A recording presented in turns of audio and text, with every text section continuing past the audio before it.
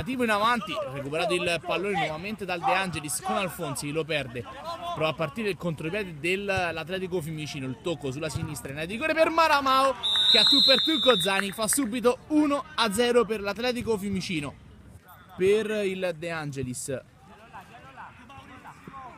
giocata in avanti, ha recuperato però il pallone dell'Atletico Fiumicino, l'appoggio in area di rigore per Maramao che fa doppietta dalla stessa posizione di prima. 2-0 Atletico Fiumicino, sempre da Maramao.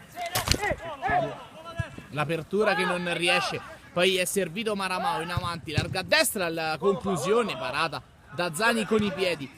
Ancora Viscomi all'indietro con Mentucci, lancio lungo, la sponda di testa, allungare il pallone verso Maramao che prova un pallonetto, palla che però si spinge alta, sfortunato in questa occasione Maramao.